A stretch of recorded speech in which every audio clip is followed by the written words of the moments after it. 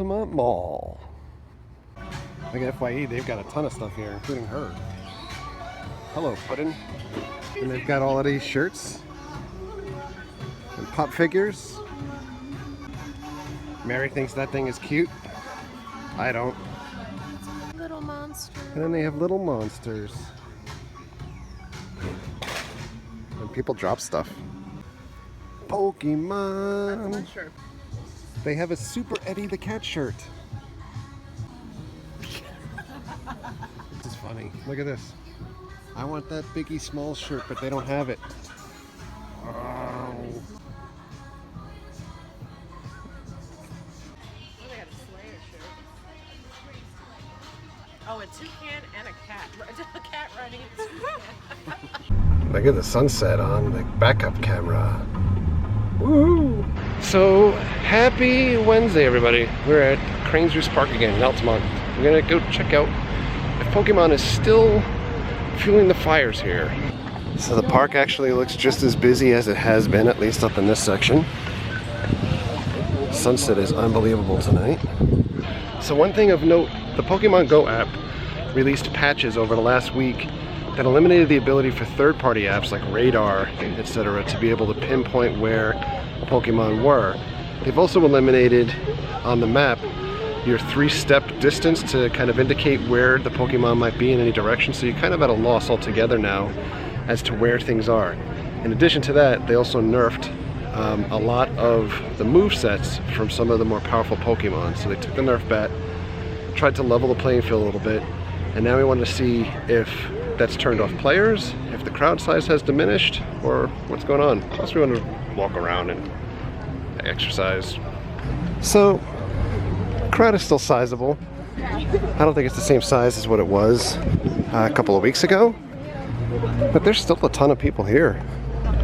This is what it's looking like out here, and in just a couple moments this fountain's going to do a show. We've been here for years and never seen that. Oh, look at this. They said it was a splash zone, but yet all these people kept standing there. The people totally don't care. They just want to keep playing Pokemon. And now we can't see anything. Surprisingly, the magic of the fountain has lured everybody over to that one area. Meanwhile, some super rare Pokemon's gonna spawn like right over there, and no one's gonna be able to get it. Oh yeah. Let's get down with our bad Poke Souls. It is hilarious how a little bit of free entertainment just sucks everybody in here. It is a beautiful night for a walk. It's not like sweltering heat or humidity this time, so actually really pleasant. We are getting out of here. It was a quick walk tonight. It wasn't quick, it was an hour and a half. Well, it's almost a full 24 hours later since we shot the video yesterday at the park playing Pokemon. I think overall what we saw was that while the game is still incredibly popular, I don't think it was the same level of crowds as what we've seen for the prior weeks that we've been there. I think the game may be tapering off a little bit, maybe due to player frustration or burnout from the game itself, combined with the bugs or self-imposed bugs that developers kind of put out there. But I did want to talk about a couple other things today before we wrap the video. Universal Orlando made an announcement today for another house. This time it's Krampus. So Krampus the movie being turned into a house for Halloween Horror Nights 26. I know folks continually kept asking me even before this was announced, did I think it was coming? What did I think about the property, etc. I think it was one of those worst kept secrets that this was going to be a property this year. Obviously it's based off the movie from last year. We watched the movie last year and I believe we did a review. You can find that here. While we watched the movie, I didn't think it was the greatest movie in the world. I think it had some campiness to it. It had a lot of slow parts, but there were some really awesome pieces to it. Particularly my favorite were the gingerbread men that come to life in the movie. And there's some really other neat stuff as well that I think translates to a house. I believe this house will probably go in the Shrek space in the park, which for folks that went last year, that space was the 3D house for Alice in Wonderland. I don't think that Krampus will be a 3D property, but I think it would actually work well in 3D for some of the effects if they were jumping out at you, like the gingerbread man, like the big Jack-in-the-Box type of thing. I think it's going to be a really fun house. I think this kind of reminds me a little bit more of Dollhouse of the Damned, that kind of mentality of, you know, just inanimate objects coming to life. So it should be a really fun ride.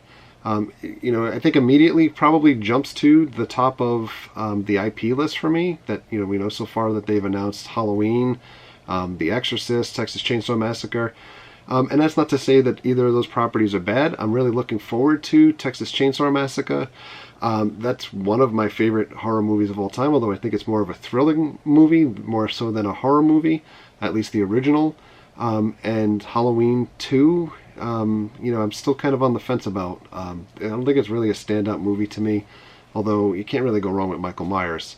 And then you have Walking Dead, which, you know, I'm still really looking forward to, and I can't forget about Exorcist.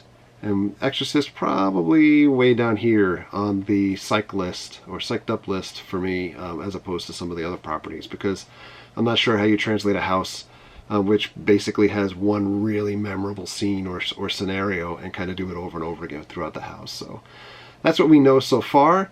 Of course, there's rumors out there about what to expect for yet one last property, an IP property, and I'm not thinking that it's a movie property. I think the big rumor on the street is we'd see American Horror Story be announced at some point, but we'll wait and see if that comes to fruition. In the meantime, we get Krampus announced today, and I think that's a huge win for the event. On the other hand, Busch Gardens in Tampa put up a couple of videos on their YouTube page, but they didn't update their site or send out a press release as of the recording of this video, at least, for Nightshade Toy Factory. So this is an old house, kind of fitting in their theme this year of revisiting older properties, but they're calling it the Son of Nightshade, which I guess should be a newer twist on the older existing property. And they also have a video out there for Deconstruction, The Doctor is Out of Control. And both of them look really good to me. And they join Circus of Superstition, The Last Laugh, which is the 3D house that we've gone through multiple times, and last year's new house, Unearthed, making their return this year. The big thing about Busch Gardens, I think, year after year, is that they don't have the budget and they don't have the foot traffic that the parks in Orlando have. And I think we've talked about this on this channel multiple times, is that I feel like Busch Gardens would be a much bigger park if Busch Gardens was in SeaWorld's place and SeaWorld was kind of in Busch Gardens' place, because it suffers from not being in driving distance of Universal and Disney, etc. So a lot of folks skip going out to Busch Gardens because it's like another 60 to 90 minutes away from the Orlando attractions. And because they don't have the budget with the foot traffic, because the foot traffic brings the budget and the money, they kind of revisit things you know, consistently. So this year, of course, they're playing off of that and admittedly calling it the Evil Encore as their theme. So we get some older houses being revisited, and then we get some new twists on some newer houses. So I am really looking forward to the Nightshade house. Again, it's toys coming to life. What better thing to me than toys coming to life? Favorite house, I think, at least one of my favorite houses of all time from Halloween Horror Nights was the Dollhouse of the Damned. So, you know, I love that concept, especially for a grown kid like me with all of the toys that you see around you. To see them come to life, how could you lose with that? So there's big announcements. Of course, Hulk opened up at Universal. They had their official opening today, and that's all that I have for updates. So sooner than bore everybody to death and keep yammering even more, I'm going to call it quits for now, and we're going to head over to Suicide Squad tonight to go check that out and give you guys a review. So on that note, thank you for all of your likes, thank you for your comments, thank you for your subscriptions.